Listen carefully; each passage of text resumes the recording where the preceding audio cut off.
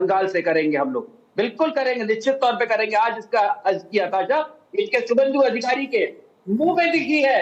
उन्होंने खुद कहा है कि हम लोग हार रहे हैं। इनके नेता ने कहा है। कब कह दिया? इनका कह रहे हैं कब कि कह बचा लीजिए, कि बचाइए, हिंदू खतरे में है। अरे पूर्णिमा जी, जब वोट डाला था उन्होंने खुद कहा है हिंदू खतरे में है। नहीं, मुझे लगा आपने कहा कि उन्होंने कहा हिंदू कि खत्म हम हो हार जाएगा, रहे तो इसका हैं। मतलब क्या है? नहीं, आपने अगर कहा सरकार नहीं हम बनी हार रहे हैं, वो जी, आपने कैसे इसका मतलब निकाला, थोड़ा मैं समझना चाहती हूँ, क्योंकि सुबह से इसका मतलब क्योंकि सुबह से मैं भी यही स्क्रीन पर हूँ। मैं बता रहा हूँ। शुभेंदु अधिकारी ने जो कहा वो हमने सुनाया भी, चलाया भी, लेकिन उनका जो उन्होंने कहा उससे ये क्या मतलब है कि शुभेंदु अधिकारी ने कह दिया हम तो हार रहे हैं जी? अरे शुभेंदु, हाँ, तो शुभेंदु अधिकारी जी की हताशा आपको दिखाई शायद नहीं पड़ी होगी। मैं बता दे रहा हूँ हताशा क्या है कि हिंदू खतरे में है, सरकार नहीं बनी, हिंदू खत्म हो जाएगा। इसका मतलब क्या है? सरकार नहीं बनी, हिंदू खत्म हो जाएगा। इसका मतलब क्या है? बता दीजिए, आप बता दीजिए पूर्णिमा जी। चलिए, मुझे नहीं मालूम है, मैं तो चाहता हूँ आपसे पूछना, बता दीजिए, क्योंकि आप सीनियर हैं, बहुत सीनियर पर्सन है। कर देती हूँ आपको। अब आपने मुझे उस कैटेगरी में रखा है तो मैं आपको एग्जैक्ट कोट कर देती हूँ। करिए, मुझे बताइए। नहीं, मैं आपको एग्जैक्ट कोट कर रही हूँ। हिंदू खतरे में है। मैं तो एग्जैक्ट वर्बेटम आपको कोट कर रही हूँ। शुभेंदु अधिकारी ने ये कहा कि बंगाल में हिंदू रो रहे हैं, ये चुनाव हिंदुओं का चुनाव है, हिंदुओं के लिए ये चुनाव लड़ा जा रहा है, उनको बचाने के लिए चुनाव लड़ा जा रहा है, ये उन्होंने कहा, जितना मेरी याददाश्त है। अब आप उसमें बीच का कुछ निकाल कर लाए हो तो बताइएगा जो आप समझ पाए। नहीं, हिंदू खतरे में। जब ये लोग चुनाव हार रहे होते हैं तो ये कहते हैं हिंदू खतरे में है साहब। ठीक है, नीचे से लेके सब ऊपर तक सब हिंदू, प्रधानमंत्री हिंदू, राष्ट्रपति हिंदू, गवर्नर उसमें होते हैं तो फिर आप नहीं सर, फिर आप इलेक्शन कमीशन पे आ जाएंगे। अभी आपने पहले से शुरू कर दिया एसआईआर, पहले से शुरू कर दिया मल्होत्रा जी, एसआईआर, चुनाव आयोग। आप जीत गए अगर, मैं तो अभी भी कह रही हूँ आप जीत गए अगर, ये बम्पर वोटिंग आपके पक्ष में हुई, तब क्या करेंगे? चुनाव आयोग के अधिकारियों को माला पहनाएंगे क्या? मैंने आपसे क्या कहा? अभी भी मैं अपनी बात कर रहा हूँ कि ये जनता ने निर्णय लिया है, इस बार बहुत अच्छा निर्णय लिया है। मैं खुद कह रहा हूँ जनता ने निर्णय अच्छा लिया है। हारे जीते वो एक अलग चीज है, पर जनता ने इस बार दिखाया है, भाजपा को आईना दिखाने का काम कर रहा है। राधिका जी, आप कुछ जोड़ना चाहती है तो जोड़ दीजिए, फिर उसके बाद मैं स्टूडियो गेस्ट को थोड़ा सा समय दूंगी। ठीक है, देखिए, ये बड़ा स्पष्ट है कि लोग निडर होके इस बार निकले हैं। अगर आप देखें कितने लोग आए निर्वाचन के लिए, यह स्पष्ट कर देता है कि भाजपा ने जो उनको गारंटी दी थी कि हमने आपको सुरक्षित रखा है, जो सेना बल जमीनी रूप में वहां पे प्रस्तुत है वो आपको संभालेंगे। मैं नहीं कह रही हूं कि उनके होते हुए भी 2-3 इंसिडेंट्स हुए हैं मालदा मुर्शिदाबाद साइड में, पर ये जो बात है, जो लेडीज किस तादाद से आई हैं, आज दिखे हैं, वो यही बताता है कि ये अभी कह रहे हैं कि देखो, अगर हम कोई बुद्धि बाकी रहा है काम कर रहे थे, भैया मुझे बोल दे दीजिए प्लीज, एक दूसरे को नहीं बोलते तो फिर अगर एक मौका मिला है हमें और इस मौका को हमने साकार करना है, तो हम एक बार उस पार्टी को वोट दे जिसको हमने आज तक चखा नहीं है ये, और इस ईमान और मेरे को कहने दीजिए भाई साहब, मेरे थॉट्स इधर उधर चले जाते हैं। एसआईआर हो, यूजीसी हो, यूजीसी के ऊपर क्या करके वोट पड़ा है, यूजीसी के अगेंस्ट में भी वोट पड़ा है, ये बात ध्यान में रखिएगा, ये बात ध्यान में रखिएगा। यूजीसी के अगेंस्ट में भी वोट पड़ा है कि आपने जो भाई वाले का बना दिया, गवर्नेंस नहीं, सिर्फ भ्रष्टाचार तो आप लोगों ने पैदा कर रखे हैं देश में, पूरे देश में पैदा कर रखे हैं। शुभेंदु अधिकारी भ्रष्टाचार के सबसे बड़ी भतीजा, क्या आप कह रहे हैं? शुभेंदु अधिकारी सबसे बड़े, आप बंगाल से पता नहीं कितना सबसे बड़े भ्रष्टाचारी आपकी बेटी को आप 11 बजे शुभेंदु अधिकारी सबसे बड़ा भ्रष्टाचारी है करके आओ, आप डरेंगे कि सबसे बड़ा भ्रष्टाचारी है शुभेंदु अधिकारी, क्योंकि महिला डरने का काम आप लोग 4 मई के लिए बचा के रखिए थोड़ा बहुत, आप लोग 4 मई के लिए थोड़ा बहुत बचा के रखिए, 4 मई के लिए बचा के रखिए, क्योंकि अभी तो सब कुछ आकलन ही है ना, अभी तो कुछ नहीं कहा जा सकता। अति उत्साह और अति आत्मविश्वास से अभी सबको बचना चाहिए, क्योंकि असल तस्वीर तो क्या है वो तो 4 तारीख को ही पता चलेगी ना साहब। अभी तो आप जो आकलन कर रहे हैं आप उसके हिसाब से बात कर रहे हैं, तो इतनी गारंटी मत दीजिए, क्योंकि अभी तो चुनाव में सब गारंटी दे रहे हैं। दिक्कत इस बात की है जिसे देखो वो गारंटी दे रहा है।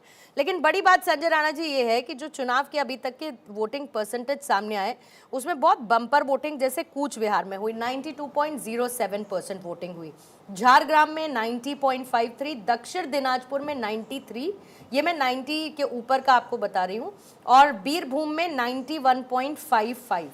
कोई इन अलग अलग वोटिंग परसेंटेज का कोई ट्रेंड है जो आप अभी तक रीड कर पा रहे हो इस first voting percentage, bumper voting percentage के हिसाब से जो 90% रहा है 5 बजे तक का? बोलिएगा सर। देखिए पूर्णिमा जी, अगर बात करते हैं वोटिंग परसेंटेज की, आपने देखा होगा 5 राज्यों के चुनाव हो रहे हैं और 5 राज्यों के चुनाव में जो भी वोटिंग हुई है बम्पर हुई है। आज तक के सारे रिकॉर्ड टूटे हैं। अगर पिछला 3 स्टेट का चुनाव हुआ तो वो देख लीजिए, और आज का जो चुनाव है, जो 3 शहरों का नाम बता रही हैं आप, उसमें भी 90+ पे जाकर के वोटिंग हो रहा है। तो कहीं ना कहीं उत्साह है, लोगों में उत्साह है किसी को बदलने की, लोगों में उत्साह है अपने आप को बचाने की। देखिए अभी शुभेंदु सरकार नाम के एक कैंडिडेट थे भारतीय जनता पार्टी के, उनको दौड़ा दौड़ा के लोगों ने मारा। अगर यही हादसा, मान लीजिए अभी किसी ने उसकी निंदा नहीं की, यही हादसा किसी और के साथ पूर्णिमा जी हो जाता तो संविधान खतरे में आ जाता। संविधान तुरंत खतरे में आ जाता है जैसे विपक्षियों के साथ कुछ होने लगता है। लेकिन कहीं ना कहीं आप देखेंगे तो पूरा समीकरण है बहुत ही अंदर, कह सकते हैं अंदर खाने कुछ विस्फोट होने वाला है, और जनता के मन में ऐसा कुछ सैलाब है जिसको कहीं ना कहीं अपने वोटिंग के अधिकार से, वोटिंग परसेंटेज से उन्होंने दिखाया है। तो जनता जो बंगाल की है कहीं ना कहीं त्रस्त तो है, इसमें कोई शक नहीं है।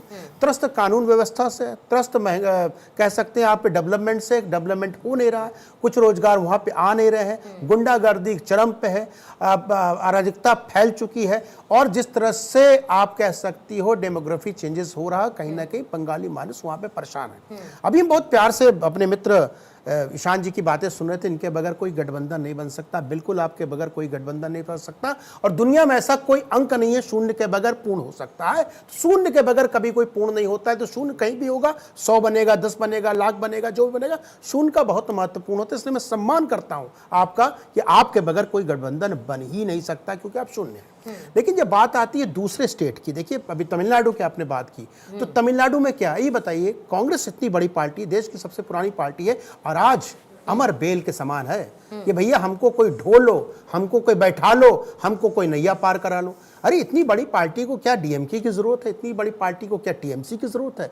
कहीं ना कहीं दोनों पार्टियां कांग्रेस से निकल के बनी है। टीएमसी तो 100% है, और डीएमके की विचारधारा भी कहीं ना कहीं टीएमसी कांग्रेस से निकल के एक तरह से बनी हुई है। और आज उनके सहारे आपको जीना पड़ रहा है, बोलना पड़ रहा है, अन्याय के साथ खड़ा होना पड़ रहा है, मजबूरी में खड़ा होना पड़ रहा है कि आपके साथ जनता नहीं है, आपके साथ लोग नहीं है।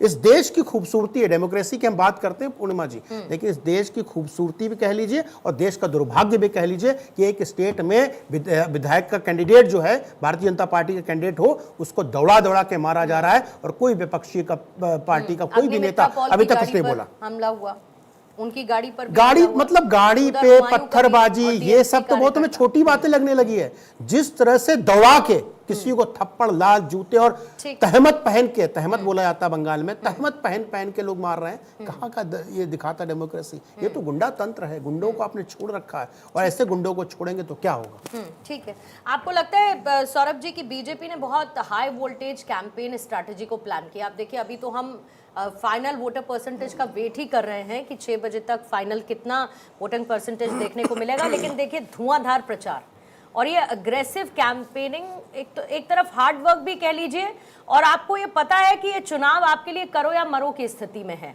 मतलब इस बार की उम्मीदें भी बड़ी हैं, और अगर वो उम्मीदें पूरी नहीं हुई तो नुकसान बहुत दूर तक एक संदेश देता हुआ नजर आएगा।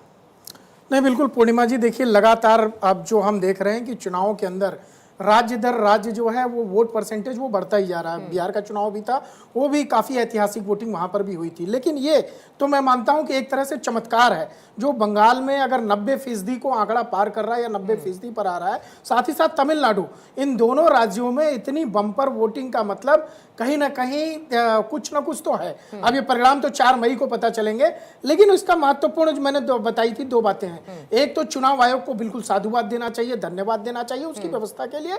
दूसरा, पश्चिम बंगाल की जनता और तमिलनाडु, टीएमसी नहीं कर रही है साधुवाद, तमिलनाडु नहीं, उनके कहने से देखिए, मैं तो लोकतंत्र की बात कर रहा हूं। मैं तो अभी ये राजनीतिक पार्टियां हैं, एक दूसरे पे आरोप प्रत्यारोप लगाएंगी, लेकिन ये लोकतंत्र के लिए बहुत सुखद दिन है, सुखद क्षण है लोकतंत्र के लिए कि जनता का हर एक व्यक्ति, राज्य का हर एक व्यक्ति निकल करके अपने अधिकारों का प्रयोग करना चाह रहा है और प्रयोग कर रहा है। साथ ही साथ एक बड़ी मात्रा में महिलाएं देखिए, मुझे लगता है कि शाम को वोटिंग परसेंटेज के बाद अगर हम आंकड़ा निकालेंगे, हो सकता हो कि महिलाओं का आंकड़ा यहां पर भी बढ़ा हुआ दिखाई दे।